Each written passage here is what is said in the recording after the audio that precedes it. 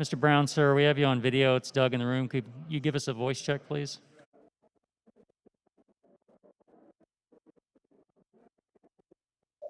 Yep, how you doing?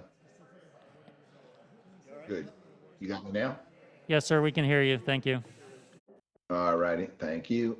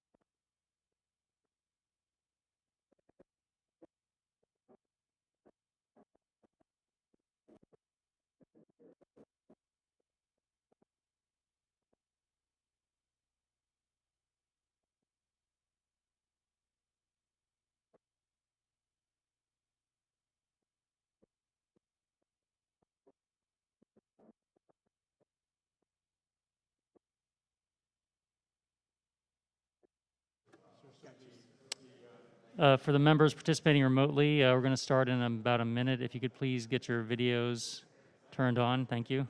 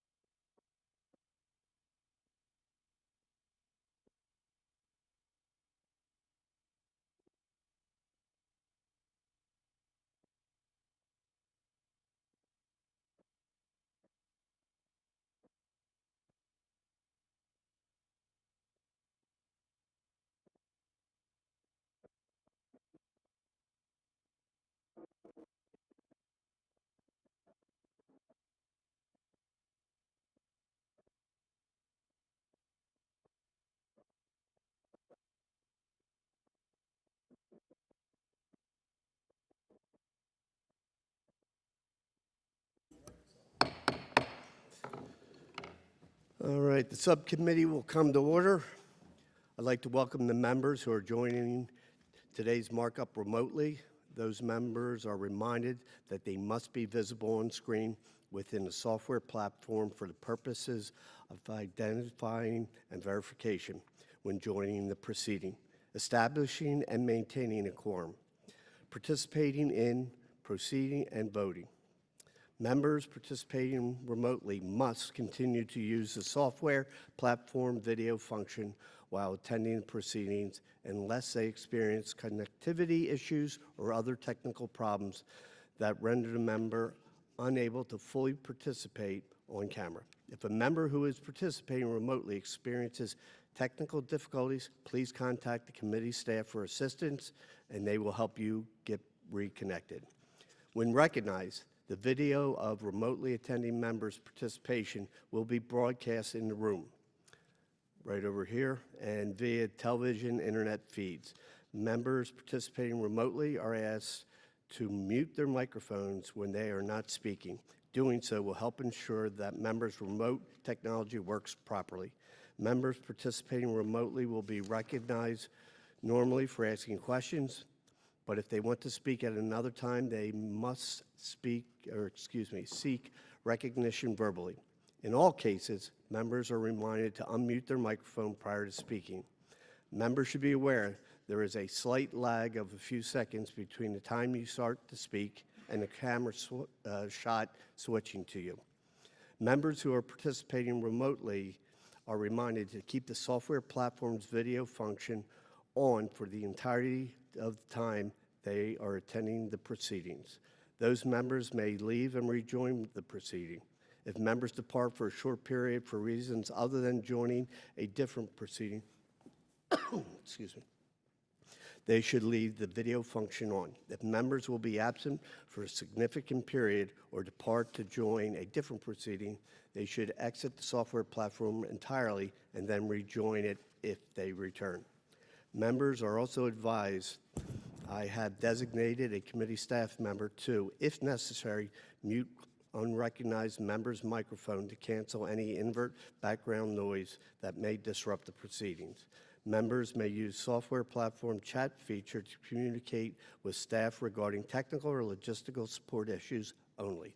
Finally, remote participation members should see the 5-minute countdown clock, the one you can see over here on our left, your right, on the software platform display. But if necessary, I will remind members when their time is up. For the purposes of voting, remote members are reminded they must unmute themselves to vote. For voice votes, I will pause a few seconds when asking yes and no votes to ensure remote member votes have been heard. If we do have a roll call vote, remote members are requested to say both their name and how they vote. Doing so will help ensure the clerk will properly record your vote. Remote members must be visible to me on the screen in order to vote. Remote members who are experiencing connectivity issues or other technical problems that render the member unable to fully participate on camera will not be able to vote. With regard to the mark, I'd like to start by thanking all the members for their contributions and participation in the hearings, the briefings, the conference call, all held this year. Subcommittee's commitment to a strong tradition of bipartisan cooperation is what allowed us to once again offer a mark that ensures readiness, modernization of our nation's air and land forces. Although COVID complicated our oversights, severely limiting our hearings, meetings, and important travel, we must gather the information necessary to build a mark that supports the department's budget request, while at the same time continues our oversight in the department's largest, most complex, risky, and expensive programs. Let me briefly highlight a few of the oversight issues included here. First, the mark continues the necessary detailed oversight of the strike fighter training aircraft acquisition programs such as the FA-18, the F-15EX, A-10, the T-7, and most notably the F-35 program, which has proven to be among the department's greatest and most expensive acquisition and sustainment challenges. This mark pays particular attention to the department's development, sustainment, management of manned and unmanned intelligence, surveillance, reconnaissance aircraft, and supporting systems. Of increasing concern is how the service plans to appear to increase risks for combatant commanders and the requirement for these systems. I have heard from so many of you on this issue. This mark continues oversight of the Army's new modernization strategy with respect to the Army aviation, including CH-47 Chinook helicopter, combat tactical vehicles, air and missile defense, network, and soldier lethality. Next week at the full committee markup, members will see the recommendations that support careful oversight, management for resources for the tactical and rotary aviations, ISR aircraft and supporting systems, armored and tactical vehicles, critical munitions, and certainly the reduction of risk in our defense industrial base. And of course, this mark addresses many other programs that the committee and members' interest. Finally, I want to thank our subcommittee staff. Certainly, as we were sheltering in place, they kept us moving in the right direction, working together, and truly what I consider a very bipartisan manner. So Bill, who leads our efforts, along with Heath, Carla, Liz, Jesse, and clerks Carolyn and Zach, we really do appreciate everything you've done. Now I want to turn to our ranking member, Hartzler, for her comments, then open the floor for any questions. But on a personal note, I just want to thank Vicki, who has come together in truly bipartisan way. it's about what we as a committee can do and we as a nation. And in light of what's going on, so many committees around this complex, it's really refreshing to see that members are working in the same direction. With that, Vicki, it's all yours. Great. Well, thank you, Mr. Chairman. I appreciate those kind words, and it is a blessing to get to work with you. We really do work together in a bipartisan fashion, and I treasure that, and I think our nation is better off because of that. So thank you for that. And I'd also like to express my thanks to the subcommittee staff, who's just been amazing in putting this all together. It includes Jesse Tolleson, who is just such an expert in all defense issues, and I appreciate his work and advice and counsel so much. And Bill Sudi is fabulous to work with as well, providing great bipartisan leadership in the staff level. Heath Bope, Carla Zapiri, Liz Griffin, and Caroline Curley. Truly a bipartisan staff, and appreciate everything that you do. And I also want to thank Chrissy Lee, my legislative director in MLA, for all of her help and support. And I want to associate my comments with the chairman in thanking all the members of the subcommittee for their active participation this year and for providing valuable input that directly informed the subcommittee's mark. The chairman has already provided a detailed overview of the subcommittee's mark, and I just wanted to briefly cover a few specific areas of interest. In building the mark, the subcommittee conducted oversight on approximately $118 billion in program budget authority for fiscal year 2021, covering almost all domains of combat capability. Our goal with this mark was to build off the framework we had previously set and the progress we have made over the last several years in restoring readiness and work to continue to ensure timely modernization consistent with the objectives of the National Defense Strategy. I'm particularly pleased with how this mark rightfully manages operational risk in fighter force structure requirements and strongly supports the need for the right mix of fourth and fifth generation fighters. Specifically, the mark, through oversight, will set better conditions going forward to mitigate shortfalls in the Navy strike fighter inventory. It remains clear to me we will need a highly capable mix of fourth generation and fifth generation aircraft complementing one another in order to meet the objectives of the National Defense Strategy. We all recognize the need for fifth generation aircraft given the threats we face. And regarding the F-35 Joint Strike Fighter program, the mark, through appropriate levels of oversight, builds off previous committee action and works to ensure the F-35 will have a successful full-rate production decision as well as a fully reliable and affordable plane for the future. I'm also pleased this mark takes appropriate steps to manage risk in airborne ISR capability and capacity and requires more detailed certifications and justification for decisions relating to retiring these critical platforms without a suitable replacement. In summary, this is a good mark that provides appropriate levels of oversight on the major programs in our jurisdiction, while also fully supports the critical capabilities needed by our warfighters to maintain credible deterrence and to fight and to win decisively in any situation. And in closing, while we would have liked to have had a higher top line to allow for more needed growth in the defense budget overall, the bipartisan budget agreement has provided us with the opportunity to pass a bill on time and avoid the consequences of another continuing resolution.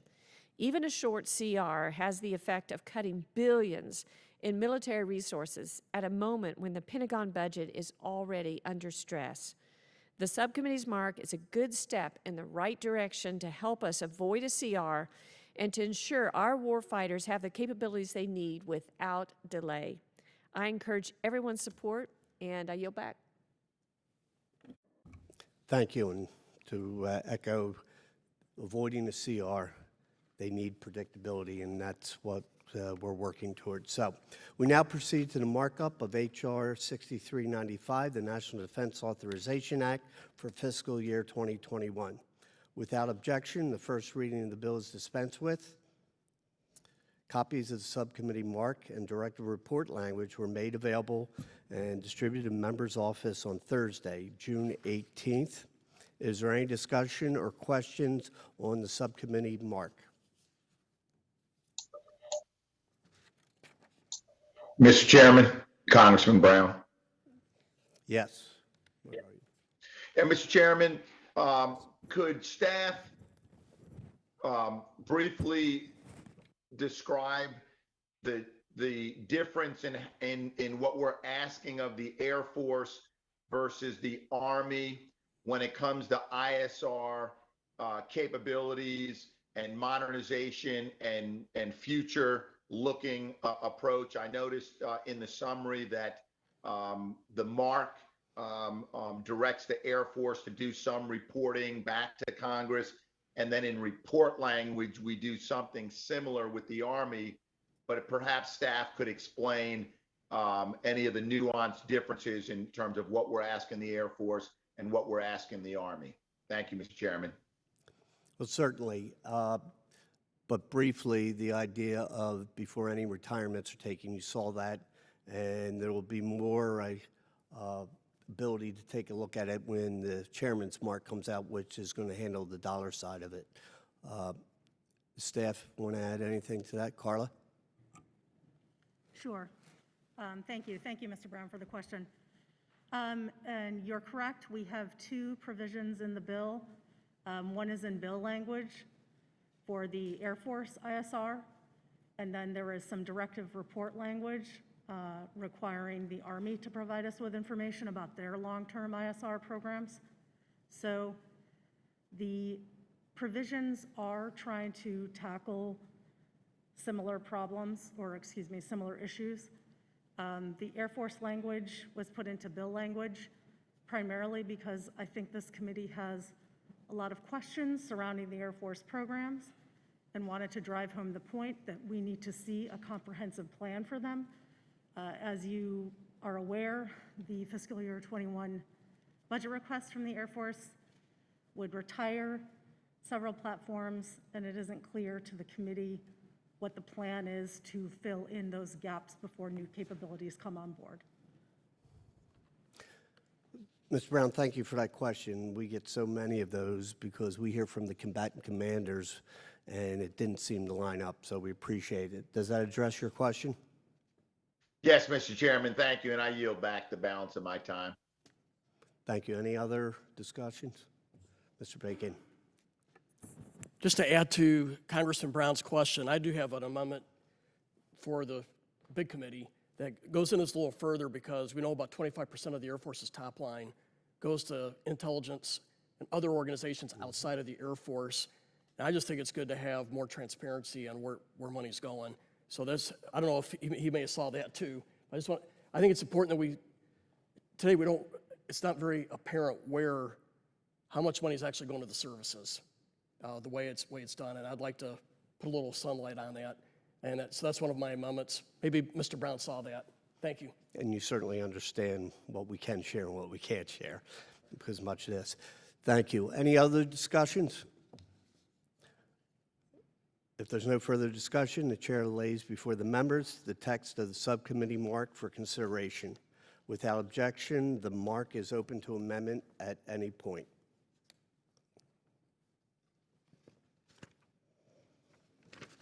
Are there any amendments for subcommittee mark?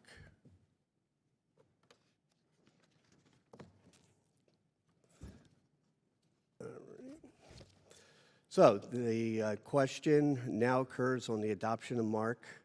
Those in favor will say aye. Aye. Aye. We're good. You got them all, Doug? Those opposed? The ayes have it, and the mark is adopted. The chair now recognizes the gentlewoman from New Mexico, Ms. Torres Small, for the purpose of a motion. Mr. Chairman, I move that the subcommittee report the mark as favorably to the full committee. The question is on the motion, and gentlewoman from New Mexico, Mrs. Torres Small. Those in favor will say aye. Aye. Aye. Those opposed? A quorum being present, the ayes have it, and the motion is adopted. And without objection, a motion to reconsider is laid upon the table. Without objection, members will have 5 legislative days to submit written statements into the record. So ordered. I ask, Mr. Chairman, point of order. Congressman Brown. One moment. Your audio is not heard from the remote participants. would you repeat that? I didn't hear it. Thank you, Mr. Chairman. As you were previously speaking, we could not hear you remotely, but now we can. Thank you, Mr. Chairman. For the voting portion, you did not hear us, or did you vote? I did vote, Mr. Chairman. It was your post-vote comments that was unaudible. Okay. So since after the vote, which was unanimous, a quorum being present, the ayes have it, and the motion is adopted. And without objection, a motion to reconsider is laid upon the table. And now I'm backing into. Mr. Chairman? Yes, sir. I have a procedural question. I'm assuming that no proxy votes were included in any of the totals of the 2 votes we just took. Is that a correct assumption? That is correct as I understand it. Thank you. I appreciate that. You got it. Without objection, members have 5 legislative days to submit written statements into the record. So ordered. I ask unanimous consent that staff be authorized to make necessary conforming and technical and clerical changes and to remove from the mark provisions that would cause the mark to refer to other committees or would result in additional direct spending or would result in an earmark. Without objection, so ordered. Being no further legislative business before the subcommittee, I want to thank everybody for coming, and we will see you next Wednesday, July 1st, for day 1 of the full committee NDAA markup. This meeting is adjourned.